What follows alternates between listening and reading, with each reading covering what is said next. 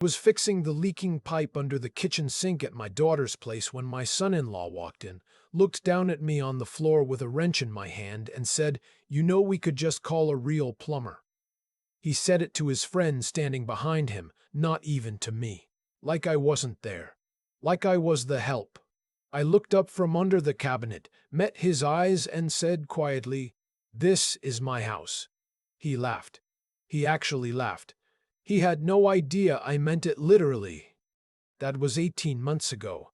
Let me tell you how we got there. My name is Stewart. I'm 64 years old. I spent 31 years building a commercial property management company out of a single rented office in Sudbury, Ontario, with second-hand furniture and a phone I shared with the insurance broker next door. My wife Carol and I didn't take vacations until our 10th anniversary. We drove used cars. We clipped grocery coupons even after we stopped needing to. That was just who we were. Carol always said money was something you kept quiet about, like a bad back or a family argument. You didn't parade it. You didn't let it change you. I agreed with her completely, and I still do. Carol passed 4 years ago. Breast cancer, caught late, gone fast. 14 months from diagnosis to the last morning I held her hand in the palliative care room at Health Sciences North. She was 61. We had plans. We had talked about buying a property on Georgian Bay, something modest. A place where our daughter Megan could bring her family on summer weekends. We'd looked at listings together on her laptop from her hospital bed. She circled one in red pen in a printed-out sheet she'd asked me to bring her. A 2-story cedar cottage on a wooded lot near Perry Sound. Private dock, 3 bedrooms, asking price just under $800,000. I bought it 6 weeks after her funeral. Not because I was grieving irrationally. Because it was the right thing to do with the money we had saved together, and because Carol had circled it in red. I didn't tell Megan about the cottage right away. I didn't tell her about a lot of things, financially speaking. She knew I'd run a successful business. She knew we weren't struggling. But the specifics, the full picture, that was something Carol and I had always kept between ourselves. Old habit, old values. We didn't want our daughter measuring herself against our bank account or feeling like she was owed something she hadn't earned. What I didn't plan for was Marcus. Megan met him at a corporate wellness conference in Toronto 4 years ago, 6 months after her mother died. He was a consultant, he said. He had a firm handshake and very white teeth and wore the kind of blazer that's cut to look casual, but costs more than most people's rent. He had an opinion about everything and delivered every opinion with the confidence of someone who'd never been wrong about anything, ever. I tried. I genuinely tried to like him. I took him golfing twice. I sat through 3 Christmas dinners where he corrected my pronunciation of Bordeaux and explained to me, unprompted, how commercial real estate was a dying industry because of remote work trends. He said this to me, the man who spent 3 decades in commercial real estate. He said it like he was doing me a favor by sharing his insights. I said nothing. Carol always said you learn more from watching than from talking, so I watched. I watched him interrupt Megan at dinner tables. I watched him wave away her suggestions about their finances in front of company. I watched him explain to my granddaughter, who was 7, that her drawing wasn't anatomically accurate. She was drawing a horse. She was 7. What I also watched was Megan, my daughter, who had once been the sharpest, funniest, most fearless person in any room she entered, slowly becoming someone who checked her husband's expression before she finished a sentence. She laughed too quickly at his jokes. She apologized for things that weren't her fault. She'd started calling me less. Last spring, I made a decision. I'd been planning to sell my company for 2 years. The offer I accepted came in at just over $11 million after taxes and legal fees, structured over 2 years with the final disbursement clearing in February. I also had the cottage. I had the investment portfolio Carol and I had built together quietly over 3 decades. I was not a man who needed to worry about money. I was a man who needed to see his daughter. I drove up to Perry Sound alone one Saturday in April to check on the cottage after winter. The dock needed 2 new boards. The water pump had a small seal leak. I fixed both myself over a weekend, the way I've fixed things my whole life, with my own hands, at my own pace, without announcing it to anyone. Then I called Megan and invited her and Marcus and little Sophie up for the May long weekend. Victoria Day. A Canadian tradition. I told them it was a rental. I'm not proud of that part exactly, but I want to explain why I did it. After Carol died, I'd tried twice before to give Megan things openly. A new car after hers broke down. Help with the down payment on their Toronto house, $60,000 that I transferred with a note saying it was from both her parents. Both times Marcus had accepted the money and then, within weeks, made some comment, some small remark that made it clear he'd filed the gesture under proof that Megan's family has more than we thought, rather than under gratitude. He never said thank you to me directly. Not once. So this time I wanted to give him nothing to calculate. I wanted him to just be on the water. Just be in a place. And then I wanted to see who he chose to be when he thought nobody was watching. They arrived Friday evening. Megan looked tired but happy. Sophie immediately ran to the dock and started throwing rocks into the water, which was perfect. Marcus stepped out of their SUV, looked at the cedar exterior, looked at the dock, looked at the tree line, and said, "Not bad. How much is this running you for the weekend?" I told him I'd gotten a good deal through a property management contact. He nodded slowly, the nod of a man doing mental math. "Still. Must be 2,000–3,000 for the long weekend. A bit much for a retired guy, no?" He clapped me on the shoulder, not warmly. "Good for you, though. Treating yourself." I said nothing. I showed them to their room. That evening went fine. We had dinner on the deck, lake trout I'd picked up from a local fisherman that morning, wild rice, a green salad. Megan cooked while Marcus explained to Sophie why fish have scales. Sophie ignored him and talked to me about her hamster. We watched the sun go down over the water, and it was, for a while, genuinely beautiful. Even Marcus was quiet for a stretch, which was as close to peaceful as it got with him around. Saturday started well. I took Sophie out on the canoe in the morning while Megan had coffee on the dock and Marcus slept in. When we came back, Marcus was up and had already established himself as the authority on cottage maintenance, telling Megan that the deck furniture was the wrong wood for lake humidity and that whoever owned this place was probably losing money on it. "These rentals never pencil out long-term," he said, nodding sagely. "Owner's probably underwater and doesn't know it." I poured myself a coffee and let it go. The leak happened Saturday afternoon. One of the bathroom faucets in the main washroom had developed a drip, a slow, steady drip that I'd noticed the previous weekend and had the parts to fix sitting in my truck toolbox. I went out and got my wrench and the replacement cartridge and knelt down in front of the vanity. Marcus walked past the open bathroom door, stopped, looked at me on the floor with a wrench, and said to his friend on the phone, "Hold on a sec." Then, to me, "What are you doing?" I told him the faucet was dripping and I was fixing it. He looked at me the way you look at someone who's just announced they're planning to bake their own bread. Impressed and faintly pitying. "You know the rental company has maintenance people for that. You don't have to do their job for them." "It's fine," I said. "I've got the part right here." He leaned against the doorframe.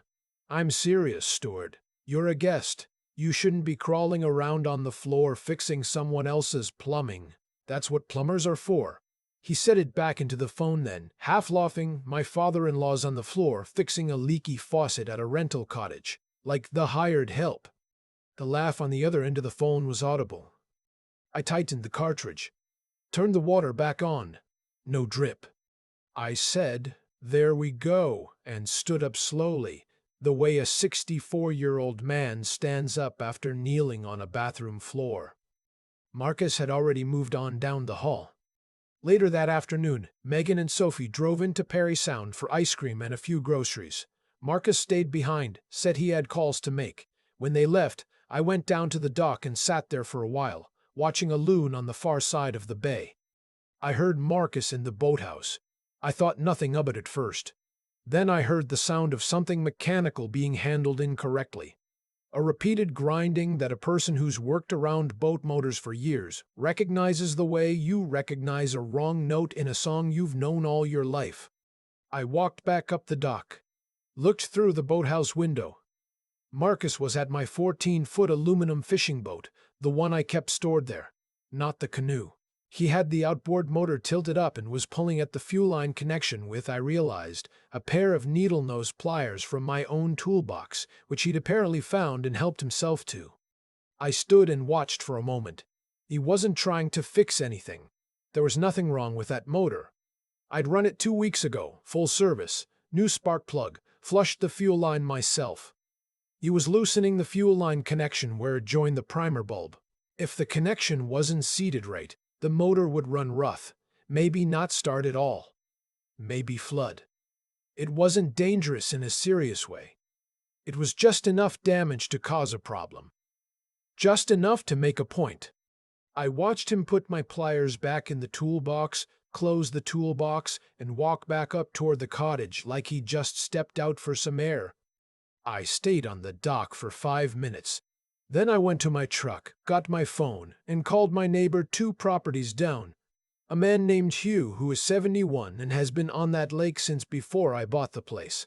Hugh has a setup on his property that includes a mounted camera on his boathouse that sweeps most of my dock and the side of my boathouse. He put it in after a break-in 3 summers ago. I'd seen the footage angle myself. I asked Hugh if his system had been running that afternoon. He said it was always running. I asked if I could come over after dinner and look at the afternoon footage. He said of course. Dinner Saturday night was quiet on the surface. Marcus was in a good mood, which I'd come to recognize as its own kind of warning sign. He grilled burgers on the deck with the confidence of a man who'd just accomplished something. He ruffled Sophie's hair. He poured wine for Megan. He told a long story about a consulting deal he'd landed in Calgary that had something to do with operational efficiency and a figure I was meant to be impressed by. After Sophie went to bed and Megan went in to read, Marcus and I sat on the deck with our beers. He looked out at the water. He seemed satisfied with himself in a way I hadn't seen before. "You know what?" he said. "This place really is something. Must cost the owner a pretty penny to maintain." "I imagine it does," I said. "Shame about the boat motor," he added, almost as an afterthought. "Sophie wanted to go for a ride tomorrow, right? Might not be possible if there's a mechanical issue." "What mechanical issue?" I asked. He shrugged. "I don't know. I was down by the boathouse earlier. Looked like the motor might have a fuel line issue. Those things go bad." He took a sip of his beer. "Probably a rental maintenance problem. You might want to call it in." "I'll take a look at it in the morning," I said. "I mean, you're not a mechanic," he said pleasantly. "Might be better to let the pros handle it." "I manage," I said. After he went inside, I walked over to Hugh's place through the trees. His system had caught 37 seconds of Marcus in the boathouse, through the open side door, clear enough to see the pliers, the motor, the fuel line, clear enough to see his expression. Hugh watched it beside me without saying a word, then looked at me. "What do you want to do?" he asked. "Nothing tonight," I said. "Tomorrow afternoon." I fixed the fuel line at 6 in the morning before anyone else was awake. Sophie got her boat ride. It was a good morning. Cool air, flat water, the first real warmth of May just starting to reach the lake surface. She spotted a great blue heron standing in the shallows near a beaver lodge and grabbed my arm with both hands. That moment alone was worth everything. Sunday lunch. Megan made sandwiches. Marcus was on his second beer by noon, which he justified by pointing out it was a holiday weekend. Sophie was on the dock with a fishing rod. I waited until we'd all eaten and were sitting around the table on the deck. "Marcus," I said, "I want to ask you about something." He looked up from his phone. "Sure." "The boat motor. You mentioned last night it might have a fuel line issue." He nodded, the helpful expression assembling itself automatically. "Yeah, I noticed the primer bulb looked a bit loose when I was down there." "That's strange," I said. Because you, my neighbor 2 properties over, has a camera system that caught you in the boathouse yesterday afternoon with my needle-nose pliers. I paused, loosening the fuel line connection yourself. The color didn't drain from his face so much as it rearranged itself. His jaw stayed where it was, but the confidence left it. Megan put down her sandwich. He started, then stopped. That camera angle can't show what you think it shows. Hugh printed screenshots, I said. I have them in the truck if you'd like to see them. Silence. The kind of silence you can hear the lake through. Marcus. Megan's voice was very quiet. What did you do? It was nothing. I was just looking at the motor and I may have accidentally, he started. You brought pliers, I said. You took them from my toolbox, used them on the fuel line, and put them back. I kept my voice level. That's not an accident. He sat back. The helpful expression was gone. What replaced it was something rawer. You want to know the truth? Yeah. I loosened it. You know why? Because you were driving everyone nuts. You're up at 6 in the morning fixing things. You're crawling around on bathroom floors. You're paddling canoes. You're acting like some kind of handyman at a rental cottage. It's embarrassing. You want to play outdoorsman fine, but don't drag Sophie into a boat with a motor you don't know how to maintain properly. Megan said, Stop. I'm being honest, Marcus said. Someone in this family has to be. Stewart, with all due respect, you're a retired property manager living on a pension. This, he gestured at the water, the trees, the dock, is a bit much. It's fine for a weekend, but acting like you belong here, fixing things, hosting us like you own the place, it's a bit sad. Sophie had come up from the dock. She was standing at the screen door, holding her fishing rod, listening. I looked at my son-in-law. I thought about Carol. I thought about that listing she'd circled in red pen. I thought about 31 years of early mornings and quiet sacrifices and holding my tongue at dinner tables and driving a 2009 Civic while my bank account said I could drive something else. Marcus, I said, this is my cottage. He blinked. What? I bought it 4 years ago. It's registered in my name at the Parry Sound Land Registry office. The property taxes come to me. The dock permit is mine. The boat is mine. The toolbox you helped yourself to is mine. I looked at him steadily. I told you it was a rental because I wanted to see how you behaved when you thought you weren't being hosted. You answered that question clearly. Megan's hand was over her mouth. Marcus laughed, a short, strange sound. That's okay. If that's true, then I apologize for the motor thing. It was a stupid idea. I don't know what I was thinking, but you understand where I was coming from, right? Thinking you'd overextended yourself. I was concerned. You were concerned, I repeated. For Megan. For the family. You're 64, you're alone, and you're spending like. He stopped himself. Recalculated. Look, if this is actually your property, then obviously the context changes completely. Does it? I said. Of course. I mean, knowing what I know now, I would have acted completely differently this whole weekend. I let that sentence sit in the air for a moment. Sophie was still in the doorway.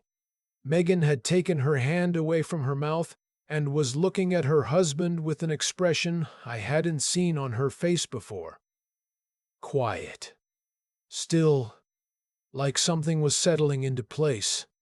That's the problem, Marcus, I said. You just told me you would have behaved differently if you'd known what I owned. That means the way you behaved this weekend, calling me the hired help, implying I couldn't maintain my own boat, tampering with my motor to make me look incompetent in front of my family. That was how you actually think about me. The money wouldn't change your character. It would just change your performance. He opened his mouth. I'm not finished, I said, and something in my voice made him close it again. I had been planning to put Megan's name on this property. A gift. Something from her mother, and from me. A place where she could bring Sophie for summers. Where Sophie could learn to fish and paddle, and not be indoors staring at a screen. I had the paperwork started with my lawyer. Carol picked this place. She circled it in red pen in a hospital bed. because she wanted her daughter to have somewhere to come home to.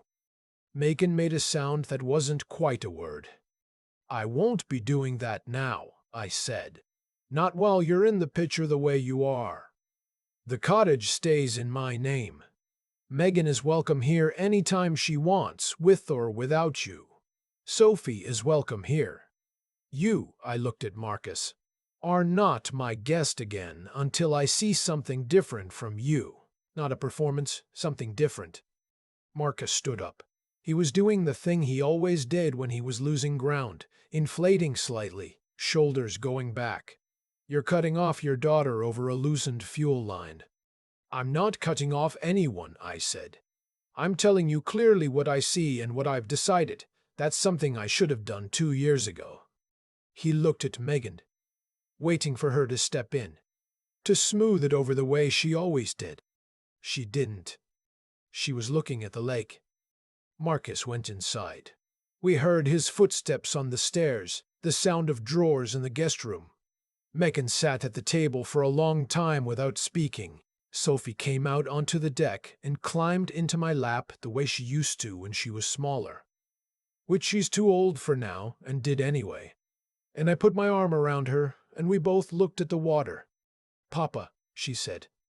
Yeah, Bug. Is the heron going to come back? Probably, I said. They usually do. Megan turned and looked at us. Her eyes were wet. Dad, I'm sorry. I've been sorry for a long time about a lot of things. I know, I said. Me too. Marcus left that afternoon, drove back to Toronto alone. Said he had client calls Monday morning.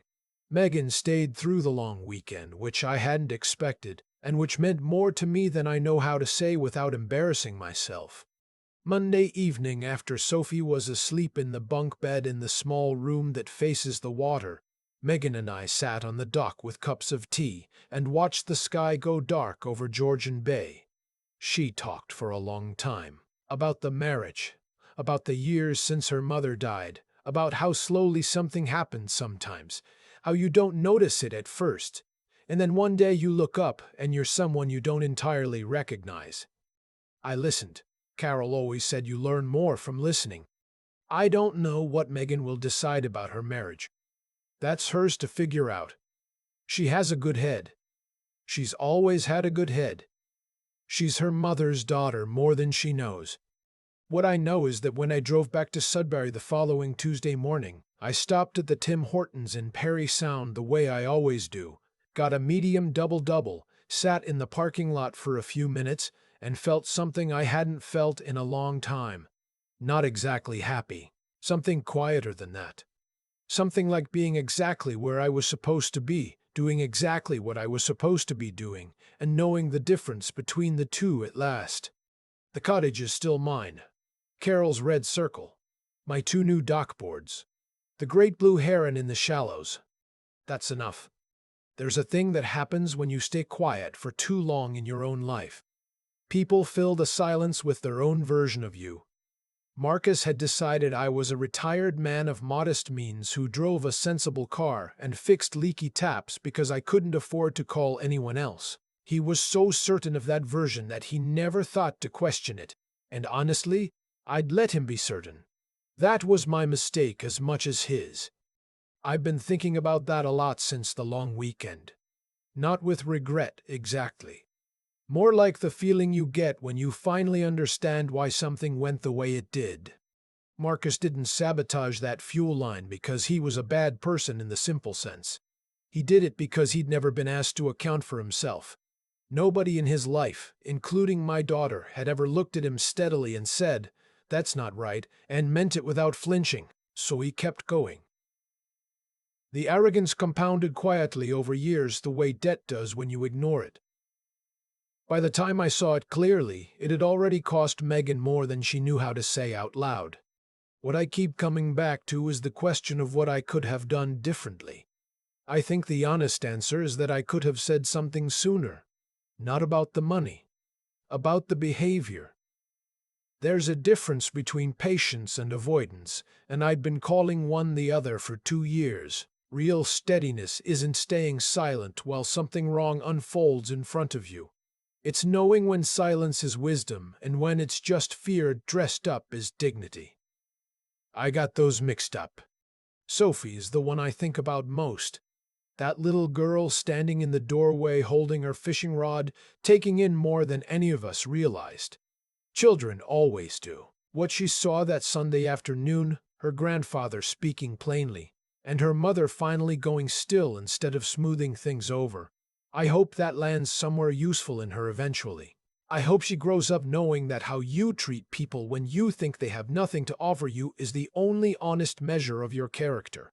Everything else is performance. I'm not a philosopher.